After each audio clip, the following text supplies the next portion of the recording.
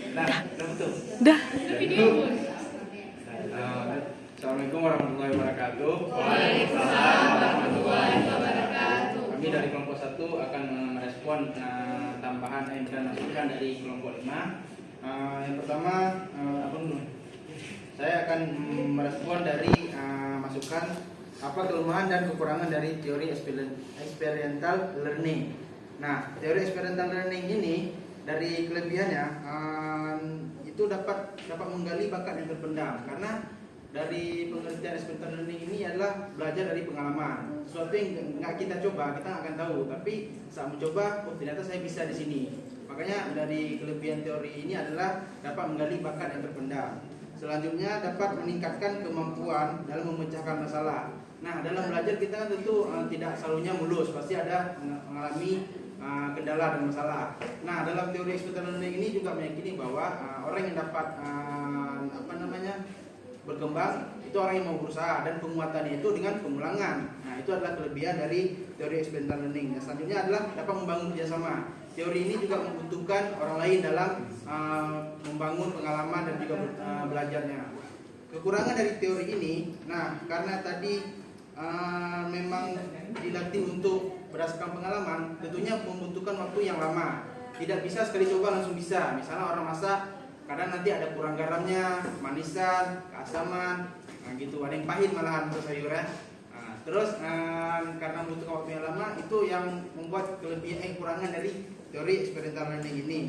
Dan terus dari kelebihan yang tadi, kekurangan yaitu membutuhkan orang lain, membutuhkan kerjasama, dia tidak bisa sendiri gitu. Dan juga dalam kekurangan experiential learning ini, jika salah dalam penguatannya, maka dia akan membentuk persepsi. Contoh pada saat orang misalnya dia lagi latihan memainkan piano ataupun sedang les piano. Jadi dia menganggap kalau yang irama yang diajarkan oleh gurunya tersebut adalah irama yang betul. Jadi kalau ada orang yang buat irama agak sedikit lain, dia menganggap itu adalah hal yang salah. Itu akan terjadi jika penguatannya itu salah. Nah, makanya dia butuhkan orang lain tadi. Tidak hanya satu orang, dia butuhkan orang lain juga dalam pengembangannya. Itulah kekurangan dari experiential learning. Selanjutnya akan jawab oleh Shoki. Selanjutnya ada masukan terkait dengan implementasi dari experiential learning dalam pembelajaran. Nah, dapat kita ketahui teori experiential learning ini kan membahas tentang semakin banyak pengalaman yang kita miliki, maka akan semakin banyak pengetahuan yang kita peroleh. Artinya pengetahuan yang kita peroleh tidak hanya kita belajar secara teori, tapi pengetahuan dapat kita peroleh melalui kegiatan-kegiatan di luar daripada pembelajaran.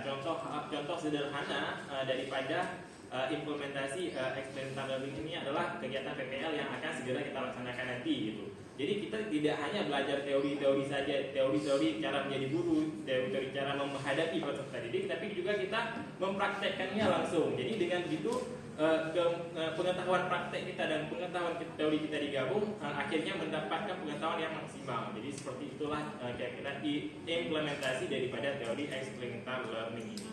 Selanjutnya. Baiklah, saya akan mencoba menjawab pertanyaan dari kelompok 5, yaitu mungkin di sini maksudnya jelaskan ya, bukan tuliskan. Kan kalau tuliskan kan Yang mana pertanyaan? tuliskan satu contoh dari tiap-tiap jenis learning tersebut. Itu kan kakak dia nanya ya. Kalau itu kan kita lihat di antara semua kelompok 1 yang paling rapi lah, maksudnya kenapa nggak ditulis satu contoh aja gitu? Misalnya tentang kayak kemarin kan jelasin bagaimana cara berdiri, berjalan gitu kan. Nah, kenapa itu aja tulis satu gitu? Karena kan kita sini kritiknya lebih ke konten itunya kan. Walaupun udah teman-teman jelasin kemarin di depan, tapi di situ dibuat contoh gitu. Minimal satu di kontennya itu. Oh, contoh daripada jenis-jenis experiential Misalnya learning. apa tuh, learning by trying apa? Oh, kalau ini kan quote-nya kan, bukan. Kalau ini kan quote-nya Kak, bukan jenis dari experiential learning ya. Kalau jenisnya di sini yang kami cari ada 6 jenis dari experiential learning. Yang pertama apprehensive, yang itu maksudnya itu pemagangan secara mandiri. Pemagangan secara mandiri yang pertama ini dalam jangka waktu magang yang lebih panjang, bisa 1 sampai dengan 4 tahun. Sementara kalau intensif itu magangnya lebih jangka pendek seperti kita PPL. Itu termasuk salah satu contoh jenis daripada experiential learning ini. Kalau magang dengan 4 bulan, 6 bulan, bahkan ada yang 2 sampai dengan 3 bulan aja. Selanjutnya ada pendidikan kooperatif. Kalau pendidikan kooperatif di sini merupakan program profesional yang diadakan oleh lembaga pendidikan. Di sana siswa akan memperoleh pengalaman kerja yang relevan dengan pendidikannya. Misalnya kayak SMK kan ada tuh yang di jurusan teknik mesin atau yang kalau tata boga. Jadi nanti mereka akan diajarkan langsung oleh profesional, itu yang dimasukkan dengan pendidikan kooperatif. Yang keempat ada ekstensif, jenis experiential learning yang ini. Program magang yang satu ini sering diadakan oleh perguruan tinggi. Tujuannya adalah untuk membantu siswa mendapatkan pengalaman profesional. Misalnya kayak kita guru BK, pasti kan kita ada kayak buat karir day, ya kan, pengenalan karir itu juga termasuk ke dalam salah satu jenis experiential learning. Selanjutnya ada kerja lapangan. Kalau kerja lapangan ini kan sampai nggak jauh beda dengan yang namanya PPL. Kalau dicontohkan dalam ilmu BK-nya ya, pengalaman kerja profesional juga bisa dilakukan dengan melakukan kerja lapangan. Dalam program ini, siswa akan berhubungan langsung dengan masyarakat luas. Misalnya nih, kan ada tuh di SMK atau apa anak-anak kesehatan, mereka kan langsung terjun tuh ke lapangan, kayak kerja langsung magang di puskesmas atau rumah sakit yang sering kita temui. Nanti kan mereka dibimbing langsung oleh profesional, baik itu misalnya jurusan ke bidan sama bidan yang senior, perawat sama perawat yang senior yang memang ahli di bidang tersebut, mereka disebut dengan profesional.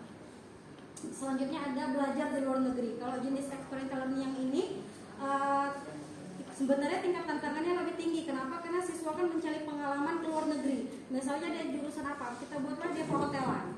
Kalau perhotelan itu kan cakupannya lebih luas, baik dalam ataupun luar negeri. Kalau biasanya peluang lebih besar untuk maju itu kan di luar negeri.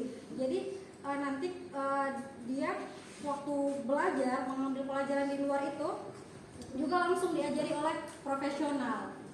Misalnya kayak apa ya, saya kurang paham juga kalau yang di perhotelan. Tapi kalau persoalan kayak belajar ya sama kayak kita, misalnya kita mau ngambil kuliah, jenjang perjalanan karir ke luar negeri ya kayak ngambil S2 atau kalau di BK Pons kayak gitu. Terima kasih untuk penjelasannya. Oke, baik, saya akan melanjutkan. Ini ada pertanyaan keempat, yaitu sebutkan salah satu teori dari satu orang ahli yang sebutkan permasalahan atau contoh dari teori tersebut sehingga dapat realisasikan. Mau nanya dulu balik kelompok. Siapa nanya? Apakah? Ini maksudnya teori lain. Mungkin sebenarnya itu di luar pembelajaran kami kan, karena kami menjelaskan tentang experiential learning. Cuman kami akan mencoba menjawab satu teori yang hampir sama dengan experiential learning ini, yaitu teori dari David Cole, yaitu pembelajaran yang holistik. Pengertiannya yaitu pengetahuan yang didapat berdasarkan pengalaman di luar kelas dan di dalam kelas. Nah di sini kan juga sama-sama berdasarkan pengalaman. Dan dia gaya belajar siswa itu kan berbeda-beda. Ada orang yang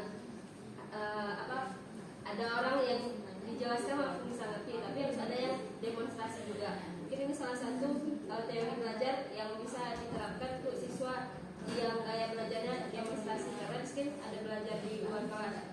Mungkin ada kegiatan-kegiatan kayak yang dijelasin sama Kak Limis tadi, seperti kayak tadi itu ke luar negeri, magang gitu. Mungkin sekian dari kami. Sebelumnya Kak, sebenarnya kan akan lebih simpelnya kalau kita memahami terlebih dahulu apa itu experiential learning-nya.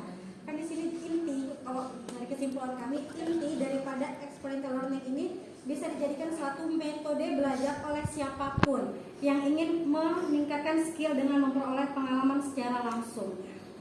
Jadi intinya ya siapapun bisa melakukan metode belajar ini dengan tujuan meningkatkan skillnya. Misalnya kita guru BK, bagaimana cara kita meningkatkan skill ya, dengan PLP tadi ditetapkan di satuan pendidikan yang memiliki profesional, yaitu guru BK yang sudah cerdik. Jadi kalau kita memahami apa makna daripada experiential learning ini akan lebih mudah untuk memahaminya. Kalau sebenarnya Kak Simba berarti intinya apa tuh? Experiential learning itu lebih semakin banyak pengalaman semakin bagus. Iya. Pengalaman sangat berharga ditekankan. Iya, experience, pengalaman. Terima kasih kami ucapkan kepada kawan-kawan, lebih dan kurang mohon maaf. Assalamualaikum warahmatullahi wabarakatuh. Waalaikumsalam.